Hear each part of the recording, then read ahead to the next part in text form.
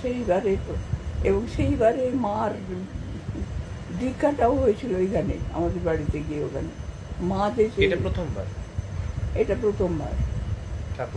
হ্যাঁ, আমি তখন বোধহয় স্কুলে পড়ি কোন ক্লাসে, মানে অনেকটাই ছোট। তারপরে ঠাকুর আসার পরে তো সেই আমাদের এই নাট মন্দির, আমাদের তো অনেক দিন আগে থেকে দুর্গা পূজা, কালী পুজো, জগদ্ধাত্রী পূজা সমস্ত বাড়িতে হতো। বিরাট নাট মন্দির ছিল, নাট মন্দির ভর্তি লোকে, সব দীক্ষা নিচ্ছে, আলোচনা করতে, সমস্ত কিছু হয়েছে।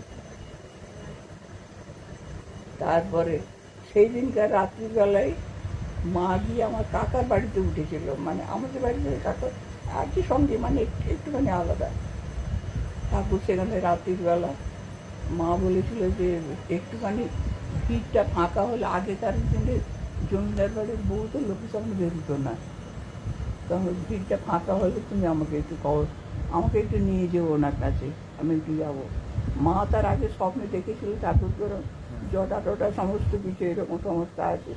মা খালি সবার কাছে, কোনো সাধুর যে সংবাদ পেত জিজ্ঞেস করতে, এই সাধু দেখতে কেমন, মাথায় কিরম জটা আছে নাকি, কি আছে, কিরম কি মিলে করতে হতো। তারপরে তখন দেখেছে একবার মাঝখান থেকে ওই নাট মন্দিরে বিরাট বিরাট থাম ছিল, আগেকার দিনের বাড়ি তো মোটা মোটা থামের আড়াল থেকে মা এমনি উঠে দেখছিল। দেখি মা বুঝতে পেরেছি যাতে স্বপ্নে দেখেছে সেই সাধু। স্বপ্নে কি দেখেছে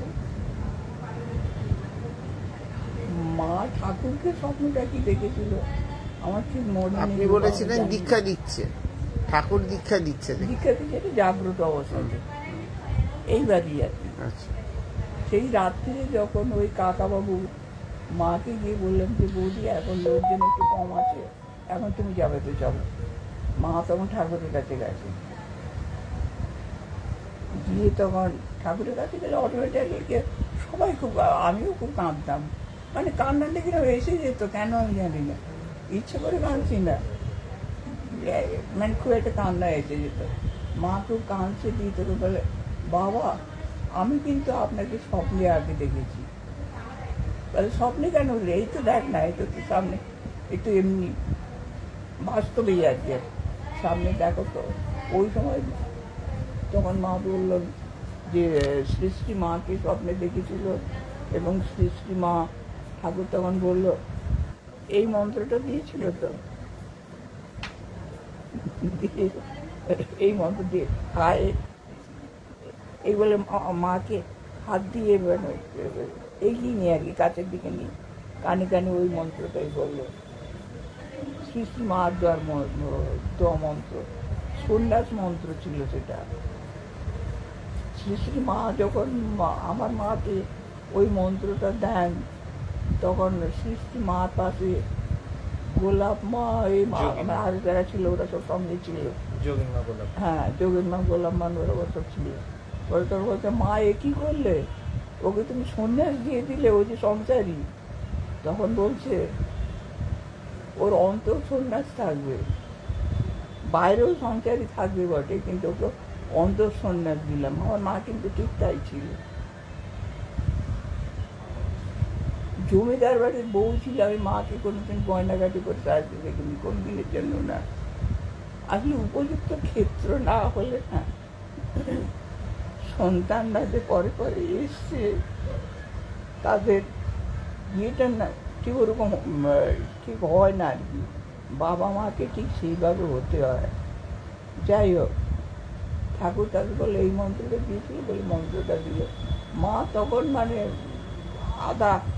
আধা জ্ঞান, মানে একটা আচ্ছন্ন মতন অবস্থা আর কি, সেরকম অবস্থাতে উঠে চলে এসেছিল। পরে পরে একসাথে অত মনে নেই, আসলে ভুলে ভুলে যাই তো। আজকে ছোটবেলা অত সব কথা মা যা বলতো তাই শুনেছি। মা তো বলছে যে অবাক হয়ে গেছিলাম, সারা শরীরের মধ্যে একটা শিহরণ টাইপের আর কি, একটা বয়ে যাচ্ছে যেন ওইরকম অবস্থাতে, যে সেই মন্ত্র আবার ঠাকুর বললো আমি আবার সেই মন্ত্র তোকে দিচ্ছি। মা ওই মন্ত্র জপ করতে, আর কি করতে জানি না। মা মাঝরাতের থেকে উঠে বসে জপ করতে আরম্ভ করতো। আর ওই ঠাকুর ওইটা শুনে দক্ষিণেশ্বর দক্ষিণেশ্বর বলে সমাধিস্থ হয়ে গেছিলেন, এইটা বলেছিলেন আপনি, যে যখন শুনলেন যে ওই মন্ত্রটা সারদা মার কাছে পেয়েছে তখন দক্ষিণেশ্বর দক্ষিণেশ্বর দক্ষিণেশ্বর বলে দক্ষিণেশ্বর দক্ষিণেশ্বর করতে করতে চুপ হয়ে গেল। আর আশপাশে যারা থাকতো না তারা কি বলতে জানে, ইয়ার জীবনে বলতো কারেন্ট অফ হয়ে গেল। যা কারেন্ট অফ হয়ে গেল। তারপরে তৃতীয়বার এগুলো ঘটনা, তারপরে পরে ঠাকুর আমাদের বাড়িতে গেছেন এরকম। মোট 3 বার গেছেন। হ্যাঁ, মোট 3 বার গেছেন। আমাদের সবাইকে নিয়ে একসাথে আমাদের স্নান করা, পুকুরে নেবে।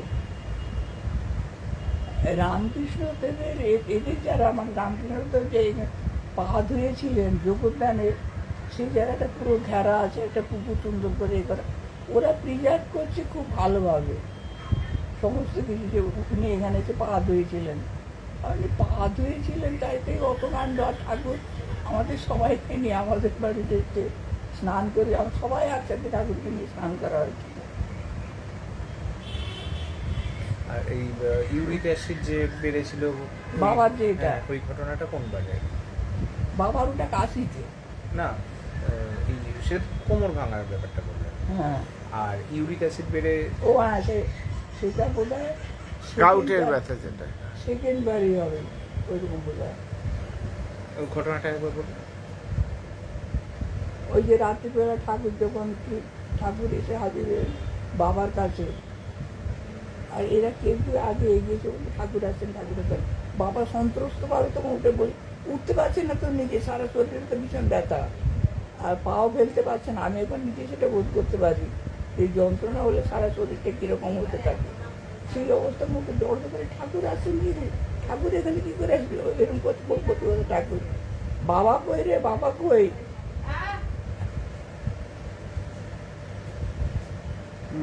বাবা বলে এসে ঠাকুর হাজির হয়েছে। সেই খাটটার মধ্যে বসতে যাচ্ছে ঠাকুর, বাবা তখন বলছে বাবা বাবা বাবা এখানে এখানে এটার মধ্যে আমার পায়খানা,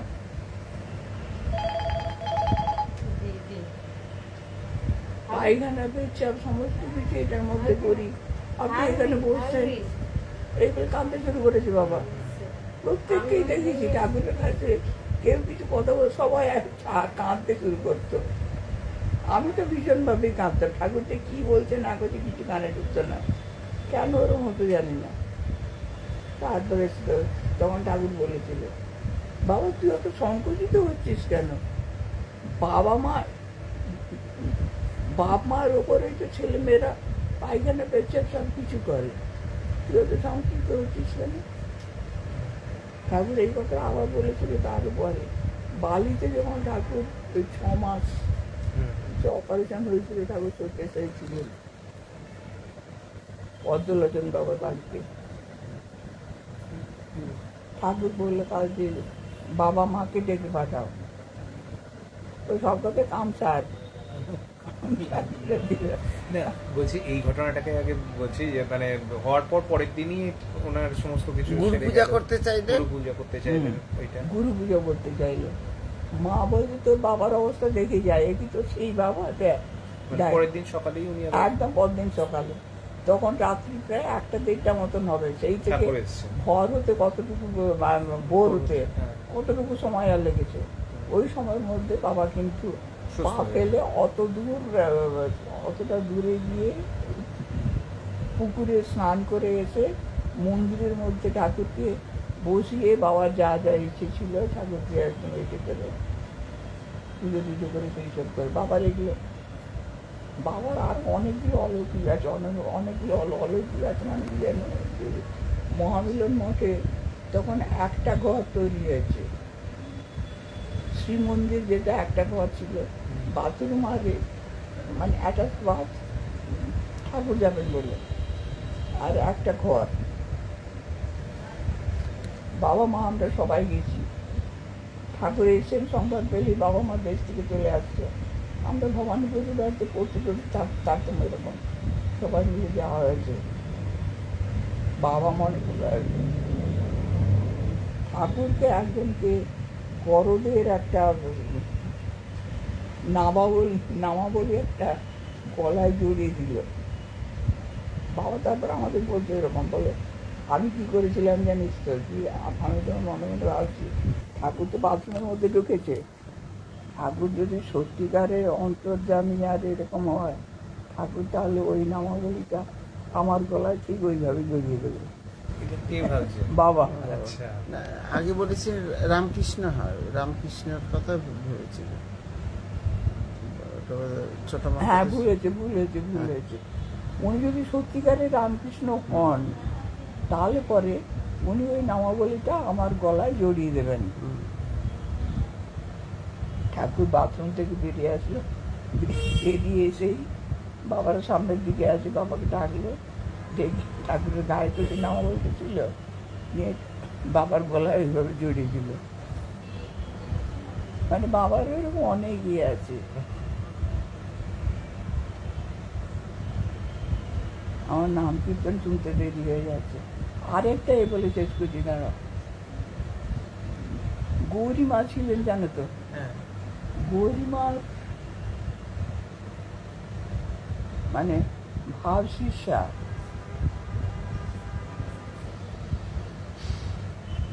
দুর্গাপুরী মা আমার মা সৃষ্টি মাকে সারা জীবন ধরে ভীষণ ইয়ে করতো। যখন উদয়পুরে থাকতো ওখানে তো আবু প্রথা ভীষণ, অন্য লোকের সামনে বেরোবে না, হ্যান ত্যান সমস্ত কিছু হয়ে ডাল তখন বইপত্র কিছু এনে এনে দিতে মা খুব পড়তো। মা সারা জীবন বই পড়তে ভীষণ ভালোবাসত। এবং সৃষ্টি মাকে মা রামকৃষ্ণ দেব এবং সৃষ্টি মাকে মা খুব ইয়ে করে চলত। দুর্গাপুরী দেবীর কি ঘটনা বলছে? দুর্গাপুরী মার কাছে আদ্যাপীঠের কাছে ওইখানে ওনাদের যে আশ্রমটা আছে,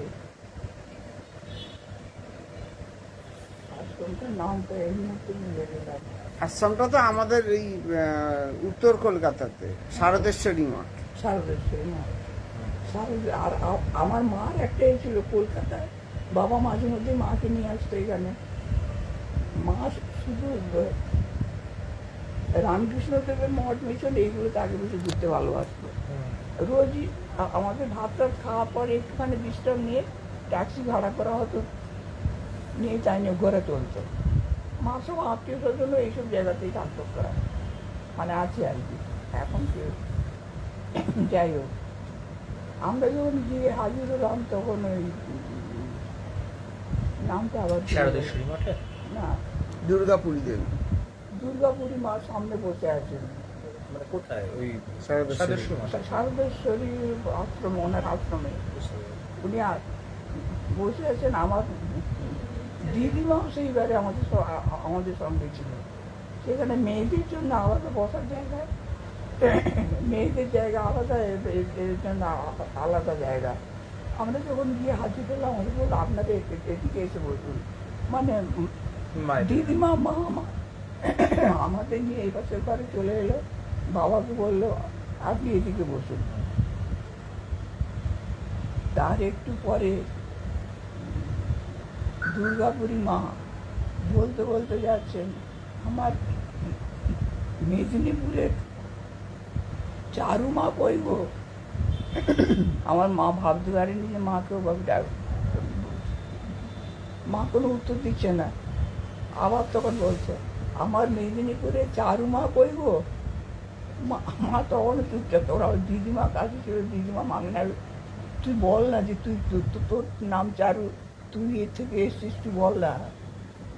মা তো বলছে আমাকে কি ডাকবেন, আমাকে ডাকবেন কিসের জন্য। যাই হোক সেরকম। তারপর যখন উনি যখন জিজ্ঞেস করছেন বারবার, তখন মা সামনে এগিয়ে গিয়ে বলছে, মা আমার বাড়ি মেদিনীপুরে, আমার নাম চারু। বলে তোমাকেই তো ডাকছিলাম, তোমার স্বামীকে দেখলাম, ওকে সাধারণ মনে করে অবহেলা করো না, ও কিন্তু ত্যাগী। মানে আমার বাবার ওপর দেখলে একটি মানে খুব ফ্যাশনেবল ছিল আর কি, এক কথা। সাজগোজ সেন্ট সেন্ট এবং সেন্টের তেল, বাবাকে নারকেল তেল আমি জীবনে মাখতে দেখিনি। সেন্টের তেল এগুলো সাপ্লাই বেশি দিত দিদি। দিদি ওই যে প্যারিস থেকে নারায়ণী দেবতার নাম এখানে এসে হয়েছিল। সে প্যারিস থেকে আসতো যখন, প্যারিসের আতর টাতর সেই সময় ফ্রান্সের, সেখান থেকে নিয়ে আসতো দিদি, সেগুলো সমস্ত বাবার জন্য বয়ে নিয়ে যেত। বাবার দু কানের পাশে আতর, তোমার কোথাও একটু বেরোতে হলে চতুর থেকে সেন্ট আতর এইসব দিয়ে এরকম বুড়বুড় করবে গন্ধ। বলে ওকে সাধারণ জ্ঞানে অবজ্ঞা করো না, ও কিন্তু সাধু পুরুষ। মা তোর বলতে ওখানে বোধহয় কিছু কথাবার্তা কিছু হয়েছে বোধ হয়। মা যে বেরিয়েছে, বাবাকে আগে জিজ্ঞেস করছে তোমার সাথে মার কিছু কথা হয়েছিল? না তো, এর কোনো কথাই তো হয়নি। বলে উনি কে বললেন এরকম? বলে উনি আমার দিকে তাকিয়েছিলেন কয়েকবার। মানে মানে কোনো কথা, ওনার স্বামী সেটাও তো মানে কোনো কিছুই জানে না, কি কারোর সাথে কোন দুর্গাপুরী দেবী যে জগন্নাথের স্ত্রী, জগন্নাথের বেদিতে গিয়ে বিয়ে দিয়েছিল গৌরীমা। দুর্গাপুরী দেবীর সাথে জগন্নাথের বিয়ে হয়েছিল। জগন্নাথের বিয়ে দিয়েছিল গৌরীমা, গৌরীমাই দিয়েছে। গৌরীমা বিয়ে দিয়েছিল, গৌরীমা বিয়ে দিয়েছিল ওনাকে। এত বড় সিঁদুর পরতেন মাথায়, বিরাট সিঁদুর। মাই তো তখন তো আমরা অনেক ছোট, পরে পরে মাই কথাগুলো সব বলতেন যে তোমার বাবা সম্বন্ধে মানে করেছিলেন। তখন কি বড় মা ছিলেন? বড় মা গেছিলেন? হ্যাঁ, বড় মার সঙ্গে ছিল, সবাই একসাথেই যেতাম তখন। কলকাতায় এলে বাবা আমাদের সবাইকে নিয়ে আসতো, বছরে একবার করে অন্তত। একটু এদিকে একটু ঘোরাটা, নাহলে গ্রামে পড়ে থাক। মা তো উদয়পুরের মেয়ে ছিল, আর গিয়ে পড়লো তো মেদিনীপুরের একদম অদগাঁয়। কিন্তু মার কাছে আমি দেখেছি, মানে আমাদের গ্রামের যারা একটু ঠাকুর দেবতাকে চায় বা ওরকম, সেই সব লোকের সাথে সবার সাথে মার খুব রিলেশন ছিল। তারা সবাই মার কাছে আসতো, এবং মা সাংসারিক কথাবার্তা বেশি কিচ্ছু বলতো না। আমার ওই কাকিমা সব এসে সব এই করতো, বলে এই খবর এইটা। আমি তো মা তখন বলতো এই যে গেজেট এসছে সমস্ত খবর দেওয়ার জন্য। মা কারুর কোনো খবরে মাথা ফলাতো না, কিচ্ছু না। নিজের সংসার আনছে না, বাকি সময় জব করা। মাঝ রাত্রির থেকে উঠে বসে মা জব করতো, কত সময় ঘুমোতে যাবি না। আবার সূর্য ওঠার আগে মা রোজ প্রাতঃ স্নান করা, একদম শীত গ্রীষ্ম বর্ষার পর্বটা। আমরা যখন উঠতাম মা কিছু ওই জল খাবার ব্যাপারটা প্রায় তৈরি হয়ে যেত সমস্ত কিছু। আর আমাদের বলতো ঠান্ডার দিনে উঠিস না, বলতো ঠান্ডা বাইরে, শুয়ে থাকতে চাপ। কিন্তু নিজে সমস্ত কিছু একদম নিয়ম মেনে করতো। মা যখন মৃত্যু হয়েছিল, মা সবাইকে খালি বলতো, তার সাথে ভালোভাবে এগুলো বলতো, তোমরা আমার মৃত্যুর সময় নাম শোনাবে। কেউ ছিল না, কিন্তু মৃত্যুর পর দেখা গেল মার হাতে কর ধরা আছে। মানে খুব শ্বাসকষ্টটা লাস্টের দিকে এসে গেছে। মা যে কি হয়েছিল এটা জানা যায়নি। তখন এই অযোধ্যারের মসজিদ ভাঙা, ওইসব নিয়ে খুব একদম রায়াত চলছিল বেনারস হসপিটালে। তখন কোনো আয়া টায়া কেউ ছিল না। দাদা তখন বলতো, মা তুমি এখানে এমনি একা একা পড়ে আছো, ঠান্ডা প্রচন্ড। কোথায় এতেই উনি দেবরে গেছেন? কাশিতে? কাশিতে। বাবা মা দুই কাশি। বাবার এটা সারা জীবনের খুব সাজ ছিল কাশিতে আমি বিয়ে করবো। দাদা সেই জন্য মেদিনীপুরে এখানে ও প্রফেসর ছিল। ও আবার ওখানে মানে ইন্টারভিউতে অ্যাপ্লাই করে কাশিতে পেয়ে গেল। ও যেদিন পেয়ে যায় তখন আমার এখনো মনে আছে, দাদা একদম দৌড়ে দৌড়ে আসে, বাবা বাবা আমার বেনারস ইউনিভার্সিটিতে আমার চাকরি হয়ে গেছে, এবার আমি তোমাদের নিয়ে কাঁথিতে থাকতে পারবো। সেই কাঁথিতে ছিল আর কি। রোজ গঙ্গা স্নান করতো বাবা। সেই গঙ্গা স্নানের আবার কি এই জানো তো, সেগুলো বাবা এগুলো সবাইকে খুব এ করতো, বলতো আর কি, উপদেশ করতো। পিতৃপুরুষের উদ্দেশ্যে শ্রাদ্ধ আর রোজ তর্পণ করা আমার ভাইরা সবাই করে এখনো, এটা বাড়ির নিয়মই হয়ে গেছিল। কিন্তু আমি এই বাড়িতে কিছু করতে পারিনি, মানে এই বাড়িতে সেই রয়্যালটা ততটা ছিল না। যাই হোক, বাবা একদিন গঙ্গার স্নান করতে গেছে, কুচ টুচগুলো লাগে তো তর্পণ করতে গেলে, সেগুলো হাতে নিতে হয়ে গেছে, খুলে গেছে, দিয়ে ডুব দিয়ে উঠে তারপরে যখন তর্পণ করবে তাকে কুচ সঙ্গে নেই। বাবা তখন ভীষণ মন খারাপ লাগছে, হায় কুচটা ভুলে গেলাম, আজই আর ইয়ে হবে না, তর্পণ হবে না। তখন বাবা দেখছে এই কুশ এতে গঙ্গার জলে ভেসে ভেসে বাবার দিকে আসছে। সেই কুশ তুলে নিয়ে বাবা আবার ইয়ে করেছিল, তর্পণ করেছিল। বাবা এ করতে করতে আবার দেখেছিল এরকম দুটো হাত, কঙ্কালের হাত দুটো এমনি করা আছে, জল নেবে বলে। বাবা সেই কঙ্কালটার হাতের ওপরে জল দিয়ে তর্পণ করতো, আর সবাইকে খালি বলতো পিতৃপুরুষের কাজ যেন একদম ইয়ে করবে না, একদম নিয়ম মতন করা দরকার।